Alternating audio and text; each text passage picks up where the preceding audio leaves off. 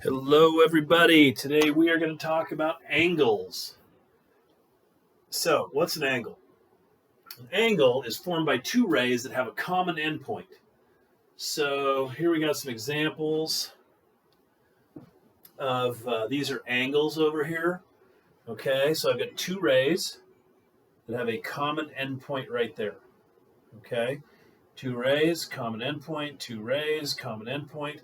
Even a straight line, if you pick a point somewhere on that line, you have two rays with a common endpoint. So that's an angle as well.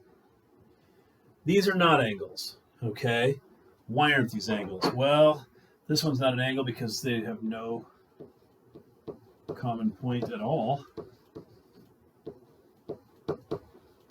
Okay. This one, these don't have a common endpoint.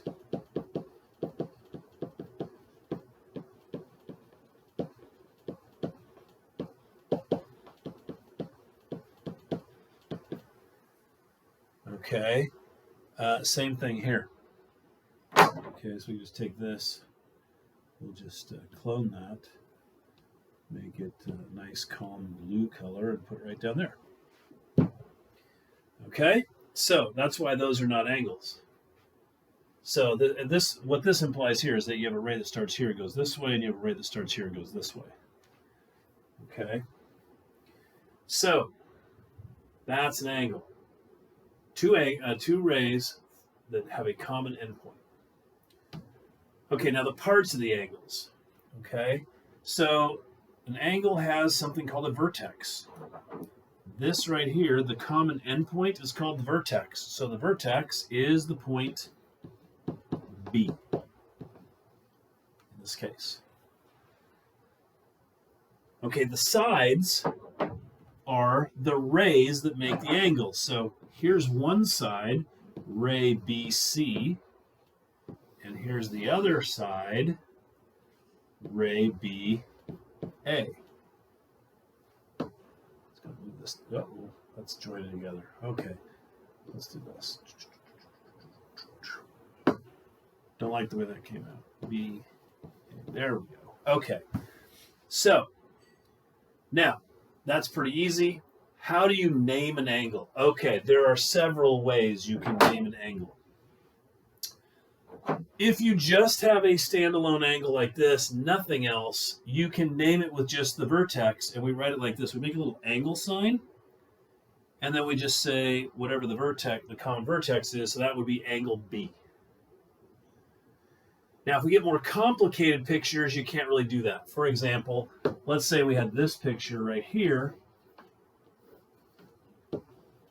and I said, I want you to name the angle, and you said angle P. Well, there's a problem with that because there's three angles that could be angle P. There's this angle right here could be angle P, this angle right here could be angle P, or this entire angle right here could be angle P. So since we don't know which one you're talking about, what we do is we name the angle with three letters. That will always take care of that problem. So in this case, and the vertex always has to be the middle one. So I could name this angle here, I could call it angle ABC, or I could call it angle CBA. One of those two. All right. Now, if I really have a complicated picture, a lot of times what I'll do is I'll just write numbers in the angles. And so we could say, this is angle 4. Okay, you can do that. That comes in really handy when you got big pictures that have lots and lots of angles in them. Okay, so there's the different ways that you can name an angle. You can use just the vertex if it's a standalone angle. You can put numbers in there and name it with the number. You can use three letters. Angle ABC, angle CBA. Now, I cannot call this angle BCA because angle BCA would be this angle right there. That's a different angle. Okay, So be cautious of that. Make sure that the vertex is in the middle. Okay, what's this thing right here? This thing is a protractor. It measures angles, okay? So you need to know how to use this. You should have been taught this last year or maybe even the year before, but we'll just review really quick, okay? This thing right here, oops. This thing right here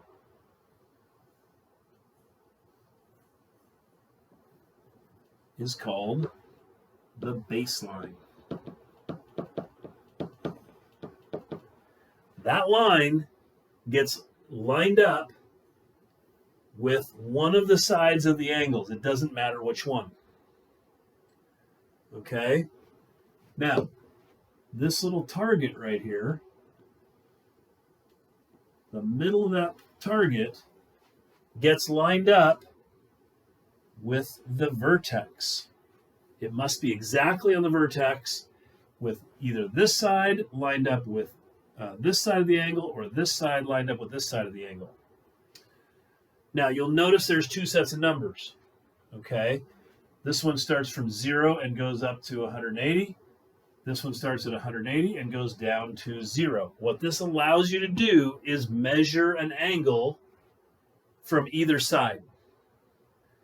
Okay, so sometimes the thing doesn't fit your page very well, and maybe you need to use a side of the angle that you can make fit. Okay, so let's see here. I'll show you with this. All right, here I have a protractor. Oh, this is not going to be, let's do this. Whoops. Let's take this, and we will move to back. Okay, there we go. All right, so here's my target. Here's my baseline. So I'm going to take this thing, and I'm going to line it up. Put that right on the vertex right there. And I'm going to line this side up right there with this side of the angle. Now's when I got to choose, okay? I do not want this set of numbers because I want to start at 0. I measure an angle from 0. So this one's 0. This is the one I'm going to use. And so I would go across here, and I would get 105 degrees. Okay, so there's 90, 100, 105, and I would write 105 degrees inside the angle like that. Now, what I can do is I can take this thing and I can turn it this direction. Now, notice which set of numbers has the 0. It's the inside one this time. So I would use that one. 0 is on the ray, and then I would go around and I would get, I should get the same number. And I'm off a little bit here. Oh, no wonder. Okay. There we go. There. So I'm at 105 again. All right. So that's how you use a protractor to measure an angle.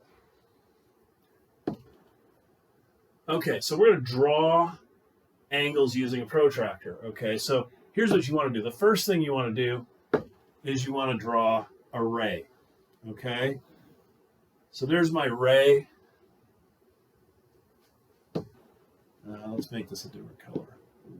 Let's make it this color. Okay, I like that color there. Now we'll take this thing and we're going to put it right on. Now this angle is supposed to be 65 degrees. So let's shrink this. There we go. All right, so I'm going to go ahead and I'm going to put the end point right there on this little target.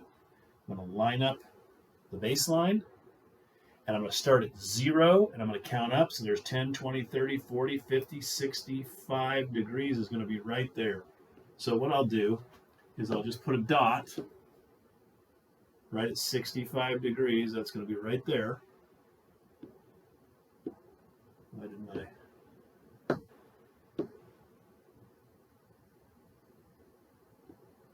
There we go.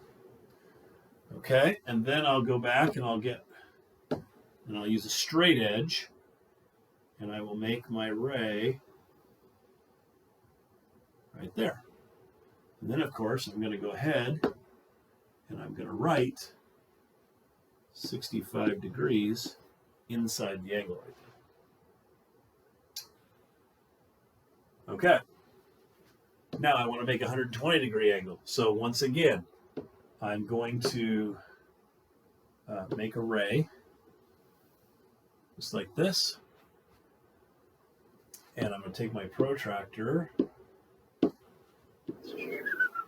Oops, let's move it to the back again. Okay, I'm going to line it up right here. There's the vertex right on that little target. I'm lined up on the baseline. Now I need a 120-degree angle, so I'm going to measure from 0. I'm going to go around to 120. That's right here. I'll put a little dot right up there. Then I'm going to get my straight edge. I'm going to line that up. And then I'm going to go ahead and I'm going to write 120 degrees inside the angle, just like that. Okay. So I will let you take this and pause the video and see if you can create these two angles, a 5-degree angle and a 220-degree angle. Now this one's a little bit crazy. You might have to use a little bit of problem-solving skills. This one should be pretty easy. Okay, so pause the video, give that a stab, and then jump back on here and see how you did.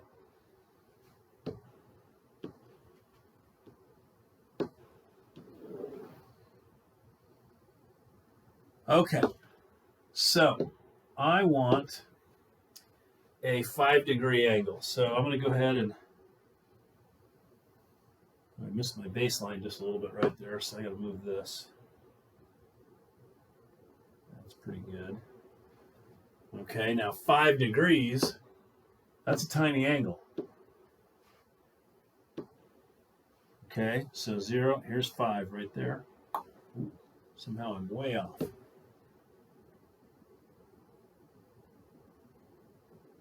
There's 5 right there. Now I'm going to go back here. I'm going to get my ray maker.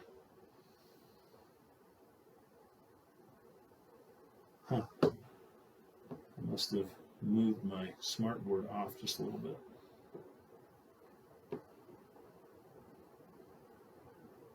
There we go. And 5 degrees. That's a tough one. All right, let's fix this thing here. Yeah, it's not gonna let. Oh, there we go. Okay. I'll line this baby up.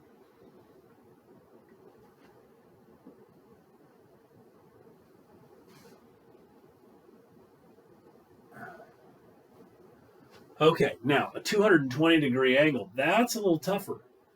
Okay, so let's think about that. If I had 180 degrees, that would just be a straight line, right? There's 180 degrees. So I can take my protractor,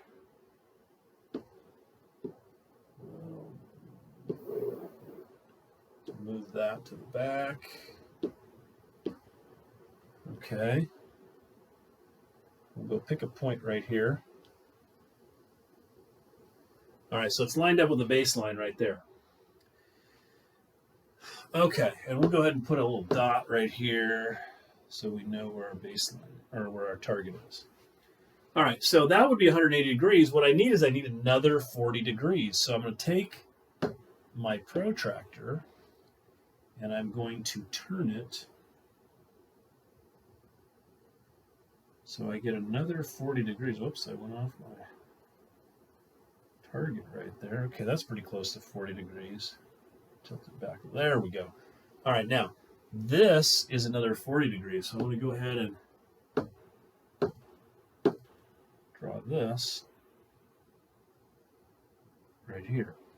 Okay, that makes 180. Oops. That makes 180 from here to here, and another 40 right there. That makes that 220 degrees. Okay, there's my 220-degree angle. Now what I can do is I can go ahead, here, let's do this.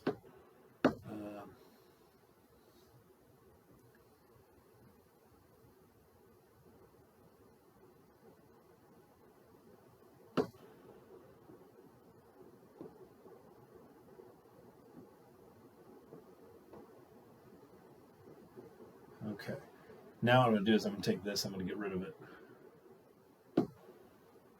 Okay, and then we'll make this red right here. Now I've got a nice 220 degree angle. I don't have that extra line there, that extra ray. Okay, so there you go. There's a 220 degree angle. The other thing you could do is, instead of doing 220 degrees, you could take 360, subtract 220, because 360 is a complete circle. That's going to be 140. You could measure a 140 degree angle over here and then label the 220 on the other side. Okay. So there you go. All right, congruent angles. Now, we got to talk about this word congruent. Congruent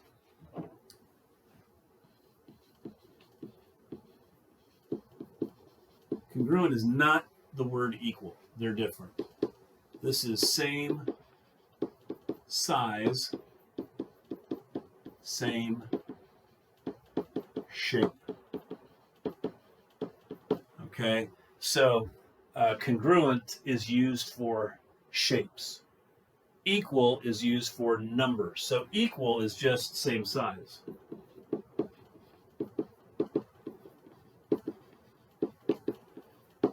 They are not the same thing. Okay, congruent angles are two or more angles that have the same measure. If I measure them, they're the same degrees. Okay, so be careful of that. Now, an angled bisector. A bisector is something that cuts something else in half. So, an angled bisector is a ray. We say a ray is an angled bisector if it contains the vertex and divides the angle into two congruent angles. So, all right, so here's some examples. Here, let's draw a picture first. Okay, so if I have an angle like this, and I have a ray that goes through the vertex. It could be a line as well. It could be a segment. It goes through the vertex, and it splits this into two equal angles. So these tick marks like that mean that those angles are equal. Then this green ray here is an angle bisector. It has cut the angle in half. Okay? So if we look down here, is GE, ray GE, is that an angle bisector? And your answer would be, of course, no. Okay, why not? Because, whoops, no, because angle FGE is not equal to angle HGE.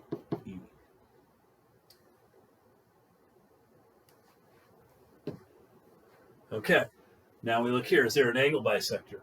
Yes.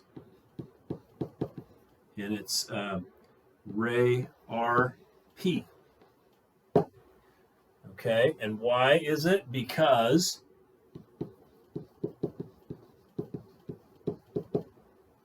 angle SRP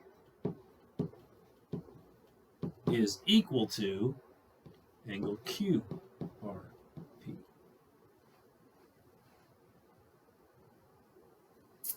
And now we look at this one. Okay, is there an angle bisector here?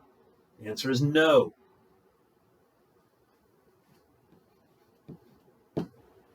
Because no angle is cut in half. Okay, so I do have two equal angles, but there's this other angle in between them. So that makes it not a angle bisector. Okay.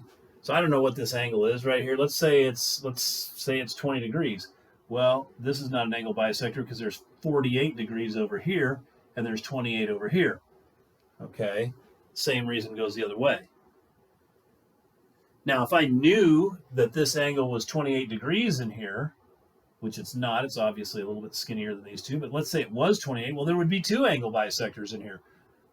Okay, there would be this one and this one. Okay, so running out of juice here. Fortunately, we're at the end. So here's your assignment, and I will talk to you guys later.